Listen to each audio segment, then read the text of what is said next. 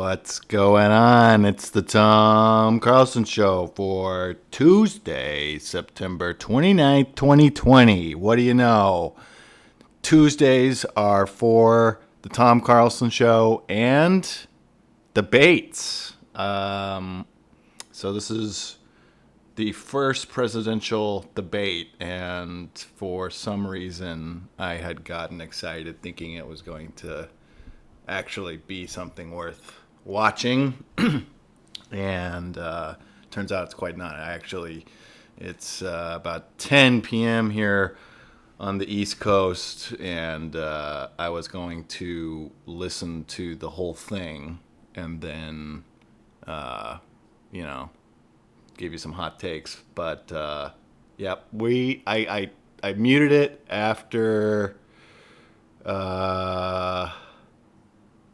I could have made the decision after like the first like 5 minutes that it wasn't going to be worth like really paying attention to. It's I stopped listening once, you know. Well, the exact point was when Trump kept yelling or asking Joe where his son got $3.5 million from. At one point, I thought I heard him say that he got it from like the Moscow's mayor's wife something, and just kept going. And Chris Wallace, who's hosting this thing, has no shot. To be honest, I didn't know if Trump was going to come in and just go fucking war machine like he did, but I should have expected that. I don't know what I was. But it's weird. I was watching, I watched this on CBS. It's on everything. All right, what are we doing here now, Trump? Goodness, I got the subtitles on and everything. But so I'm watching it on CBS, and it's just like right before. For some reason today, I had like anxiety of like in like a good way, so to say, like of like waiting for like the big game, and then the whole time I was like, I don't know what Biden. I was like, this is an event. It's not a debate. It's just an event. And like I'm watching it, I'm about to tune in. I turn on CBS, and it's like the end of Wheel of Fortune and a Dr. Phil commercial come right before leading into the debate. So it's just like, this is America. We get Dr. Phil, Wheel of Fortune folks, and we're gonna pretend like this is an actual debate where I made this checklist, and I wanted to, I was hoping it was gonna be more humorous than it is, and that it's just Trump really opened a can of worms here. I hope once he's done, whenever that is, that we'll have some kind of professionalism. But it's just like that goes to that spoils of war stuff. Like, and I don't know what's gonna happen. My overall impressions. I don't know. It's kind of hard to say Trump is like annoying and shit any more than he is, but he did his thing. He did his exact thing. I don't think Trump really. So far, I haven't heard the last two segments of this, but I think it's just gonna be more of the same, saying whatever he wants to say. And several times during the debate today, I wrote a couple down. Is like, and this one was actually to Biden. They were like, "Sir, I asked you about masks." And the other one was, he made a joke. Let's try to be serious about it, Chris Wallace. And then about 10 minutes later, he was about to it sounded like he was about to cry. But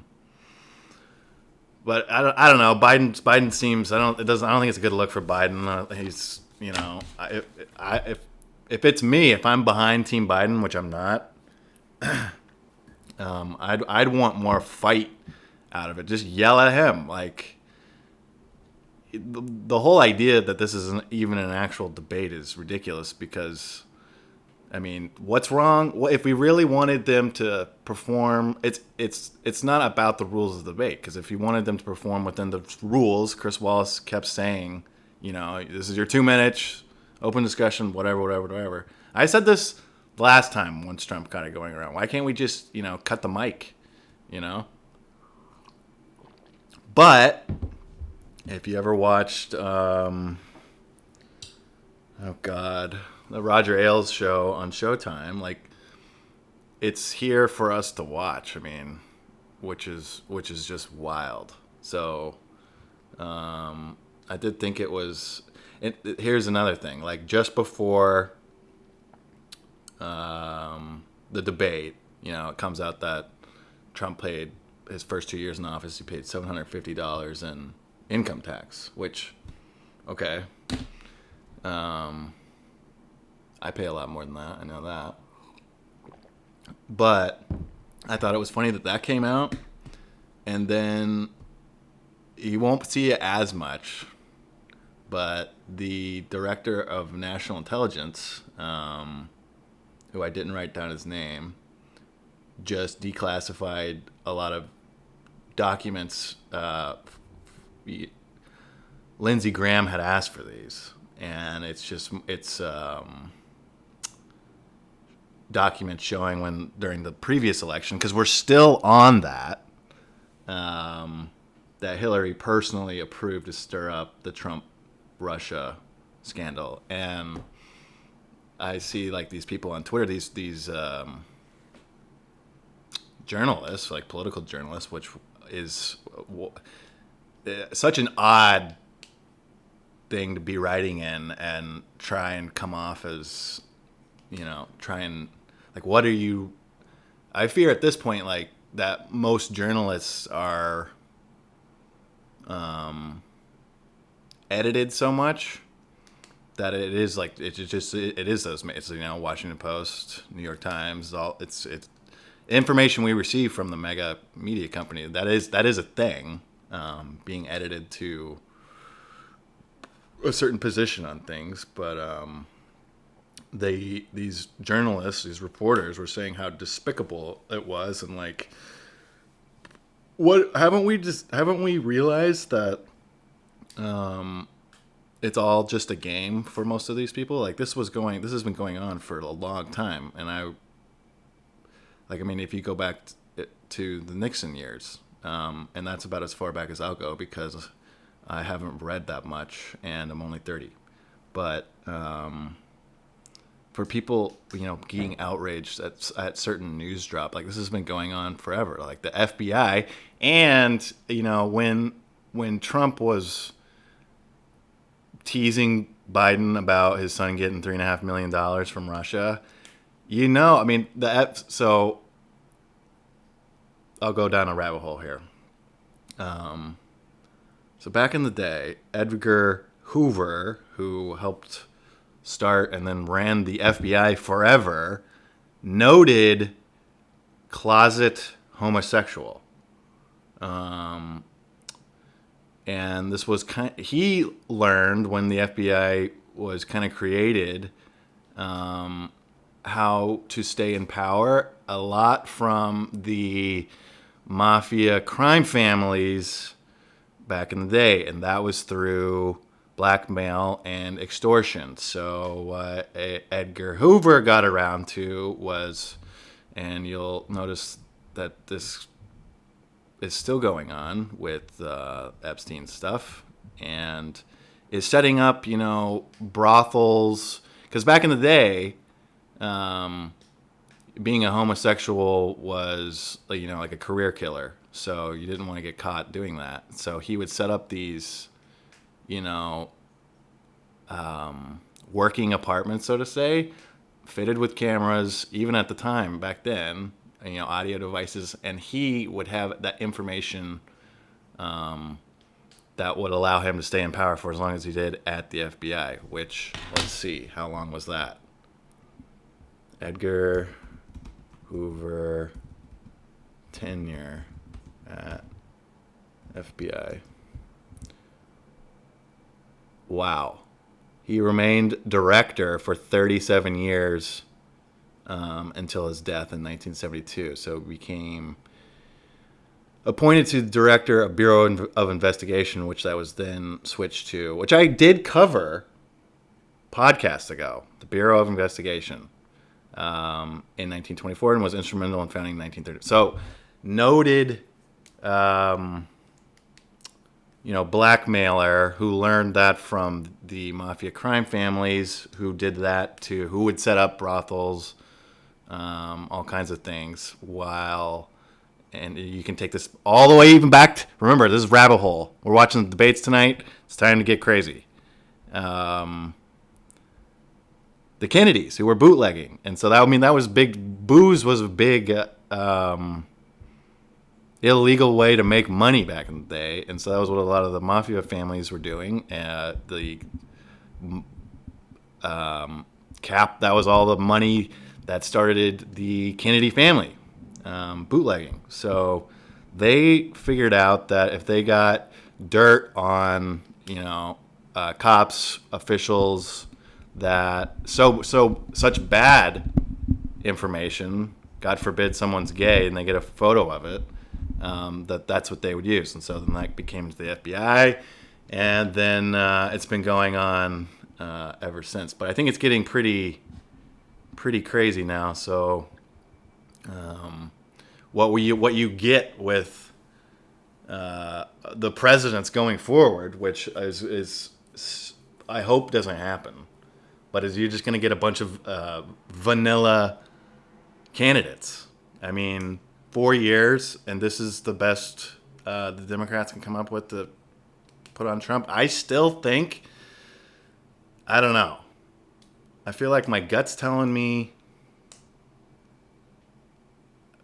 I think Trump's gonna get it, and I don't like how Biden is like closing his eyes and acting. I mean, Biden came off as a little older today. I mean, he's probably got that secret cocktail going in him. I mean, I've read several. I mean, people were talking about Adderall. Like, who cares? Like, he should be on that stuff, right? Whatever, Trump's on something. Of books where I was reading this one about a Vince Flynn book. May he rest in peace. Where this guy in Russia was, I think, like akin to a general, and having a scientist create new cocktails of chemicals to inject in him so he could live and operate at a high level when he was like sick and dying. So that's a thing, but like, who cares, right? Get Biden all methed out, and maybe he'd have a chance. I don't know. It seems like I was hoping for more of a fight, and Biden's just kind of like, he doesn't know what to do with them. So, anyways, yeah, I was hoping something more profound would come out of the debate and watching it. But I don't know. Let's see what I wrote down here. Oh, God. When Biden came out, this is what I don't like about Biden, because he is one corny guy. But I guess from a world stage point of view, I don't know. He gives him this laugh at Trump. He like looks at him because they're not shaking hands. Just like, oh, surprised to see you here.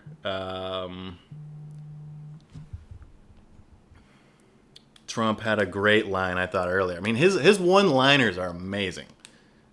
He was getting into it with the moderator, Chris Wallace, and Wallace was like, dude. And Trump's like, I'm debating you, not him. Can't say I'm surprised. So, I don't know. Lose for America tonight. How about that? At first, I thought this was going to, for some reason, internet had me going. And I thought they might be doing this virtually. I was like, you got to be kidding me, right? Hang on a second. Let me see what's going on here. Okay. So that's the debate. I don't know if I'll watch another one, to be honest. And I don't know if America. I mean, like, at this point, no, I'm doubtful people are waffling on either side, right? I mean, are they reaching? There's no one to reach out to here with the message of both sides that are like independent type people. Trump seems like an asshole who doesn't really know what he's doing. He's just winging the country, which is kind of what he's doing. And the narcissism is tiresome. And then Biden is just this corny fucking company guy who gets into minutia too much on when he starts talking, and then doesn't have like I don't know, it doesn't come off as like a leader, someone I'm wanting to like go behind. So I don't know, but that's the guy. And we have more show. Don't worry, it wasn't just debate. I'm trying to find my notes, see where we're going. All right. Oh God, we do have more show, and man, I took a gambling hit this week. I started off the season. I'm calling it the fall season. It's been crazy with every single sport going on. Started off my first week, which was 2 weekends ago, 3 for 3, and this last weekend I went 0 for 3. I had the Army. I had Army. Who else did I have? I had Tennessee. Failed me. And then I had, who cares? I lost anyways. But I thought, it was great to see LSU lose. As much as I see their fans on Twitter saying that Joe Burrow is Trevor Lawrence's daddy. And I see Coach O saying, yeah, I got to fix it. Like, we weren't prepared. We weren't this. Like, okay. And let's see. Did we have any good games this last weekend? What was the Monday night last night? Saints. Let's see. See how prepared I am for this podcast, right? All right. Monday night. They had the hockey final, not finals. It's always the NBA finals. It's the Stanley Cup final. And that was going on. I would have watched it. I literally had no idea. Didn't see it on TV at all. So congratulations to the Tampa Bay Lightning. Home, exactly where you think of when you're thinking of football. But the game last night kind of reminded me a little bit of college, except who's the guy?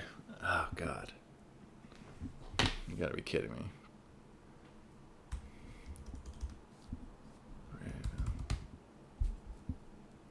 You had Pat Mahomes and Lamar Jackson playing, and you can just see how much better of a passer Pat Mahomes is compared to Lamar Jackson. Kind of reminded me of the old Clemson Louisville days.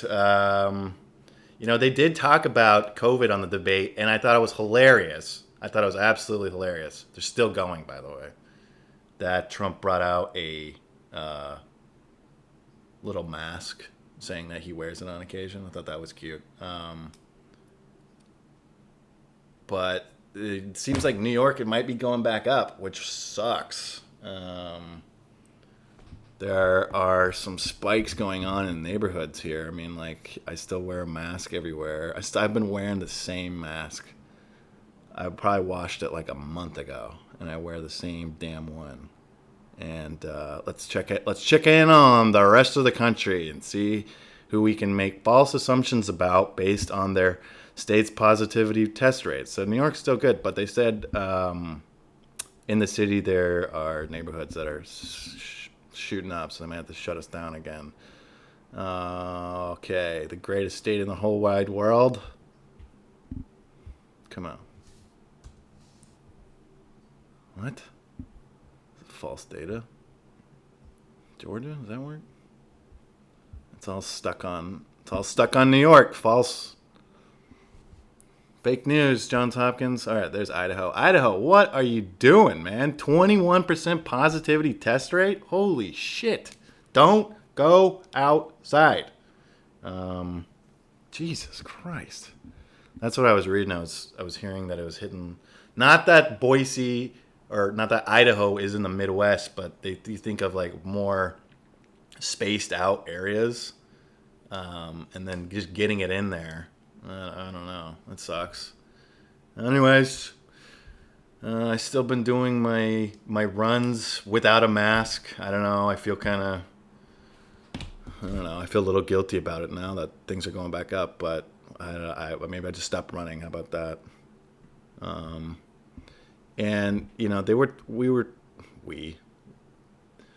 I was thinking of things that, I wanted to jot down with the debate, and one of Chris Wallace's things was, gun violence in cities recently, and I was remembering back to a point in my life where,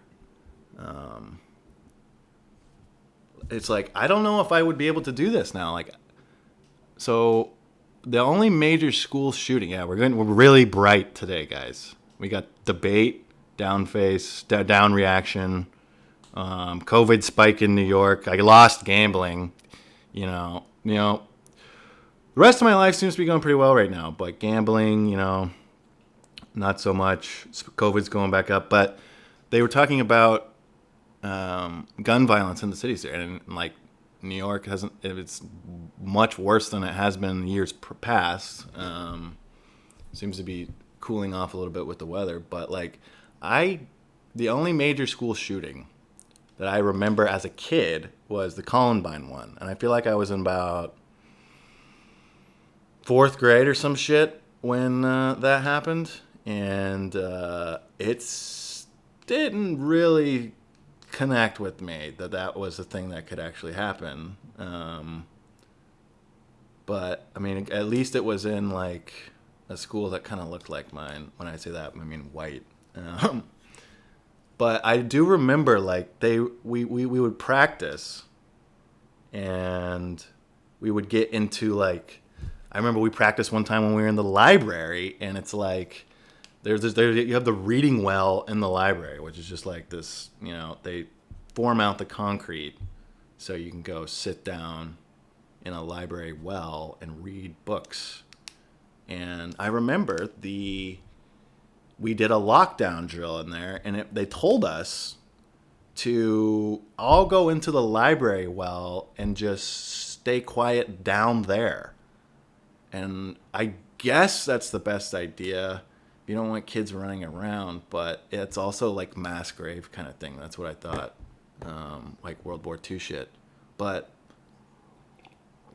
for some reason, this popped into my head that I don't know if I would be doing this right now, because we got lunatics like that teenager in Wisconsin running around with real what did I have? It was an AR6.